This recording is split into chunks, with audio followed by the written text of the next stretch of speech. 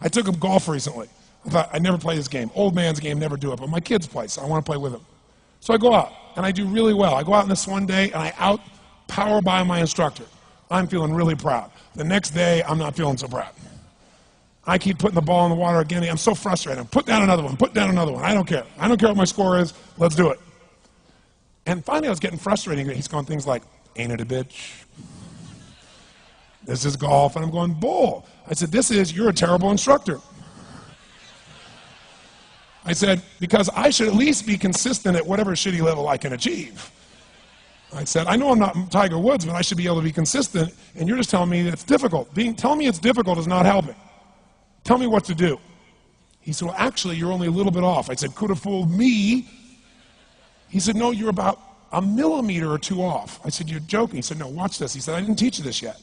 He said, when you approach the ball like this, he said, if you change the angle that you're attacking this just 1 or 2 millimeters, in the very beginning, do you see how that changes the arc? This one, instead of being on the green, by 1 millimeter, now you're in the water. 1 millimeter over here, you're in the sand. And he said, and also you're hitting the ground by 1 millimeter sometimes. You're not stroking it, just 1 millimeter.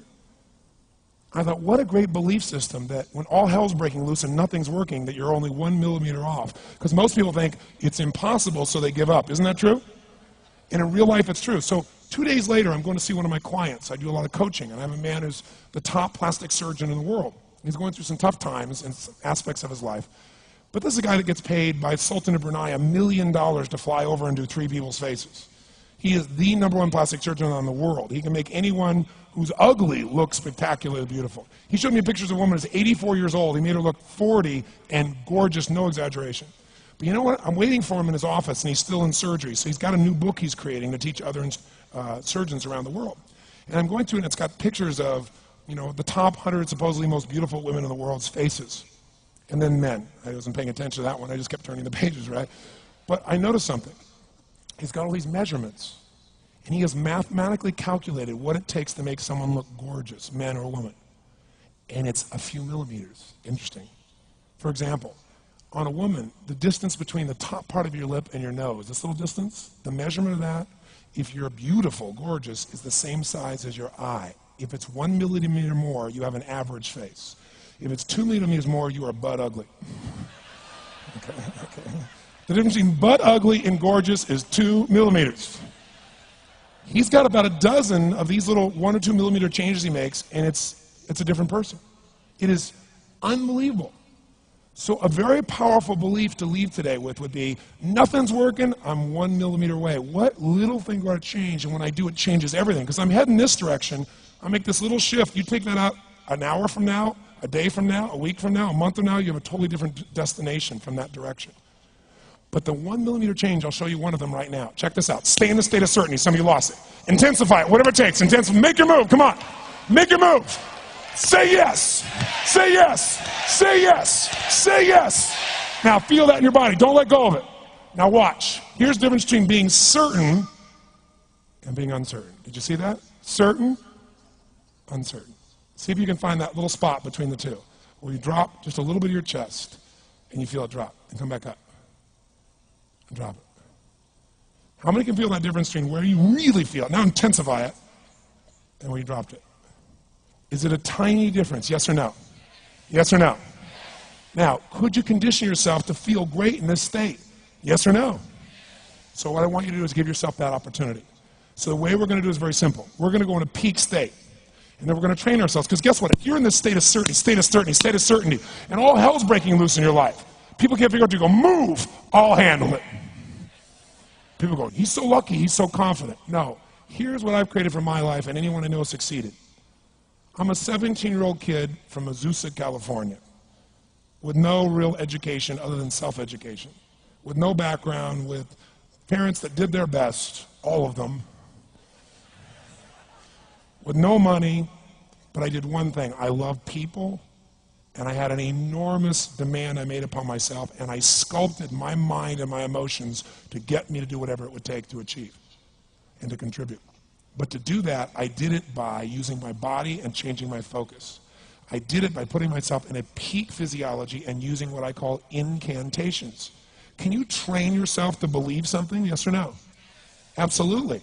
How many of you ever made the fatal mistake of going to Disneyland or Disney World, and while you're there made the fatal mistake of going to a ride called It's a Small World After All? What happens for about a week after you're out of that damn place? You're still singing this thing in your head in 24 languages, right? Well, let me tell you something. How many of you have things when you want to go achieve them and this part of your voice goes, oh, it's not going to happen, or forget it? How many got a voice that sometimes interrupts that good pattern? Say I. And what you want to do is train a new one. So starting when I was 17, I started doing incantations, not affirmations. Affirmation, you go, I'm happy, I'm happy, I'm happy, I'm happy, I'm happy. What's the problem? You haven't changed your what? Your what? Physiology. If you don't change your physiology, you won't get anything. So an incantation is not only you speak it, but you embody what you're saying with all the intensity you can. And you do it with enough repetitions that it sticks in your head. Like It's a Small World, now the conversation in your head is always the same and it gives you what you want. So you use your body and your voice. So 17 years ago, I started doing things. I was working for Jim Rohn, this speaker, and I was 17 years old. I had long hair, minestrone soup, acne on my face. And I was trying to call on Bear Stearns type of people and convince them why they should go to this man's seminar and be more successful. I was driving a 1968 Volkswagen that I had earned at $40 a week as a janitor. The only way I did it was park far from the building and then go in, and I love people and I believe, but I put myself in state, and I was able to influence people that were far more successful than I was at the time. I would do something that I still do backstage and have done for 23 years because I don't hope I'm going to be in a good state, I demand it. So I do an incantation using my whole body. I'd say, I now command my subconscious mind to direct me in helping as many people as possible live today to better their lives by giving me the strength, the emotion, the persuasion, the humor, the brevity, whatever it takes to show these people and get these people to change their lives now. And I would do that literally driving in my Volkswagen to a meeting in LA on the freeway for 40 minutes. People are looking at me, I'm screaming at the top of my lungs. They're going, I know he's a serial killer, I know he is. But by the time I entered that room, when two people meet, if there's rapport, the person who's most certain will always influence the other person. And I was totally certain, and they were trying to get revved up to certainty. Do you agree with this? Yes or no? I do another one because I was poor. I changed my mindset. I kept doing things, but I never got beyond it.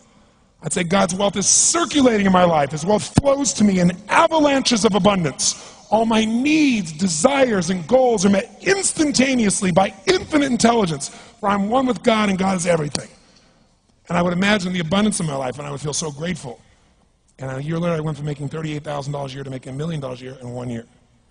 Because successful people do what failures won't. You follow me on this? You know?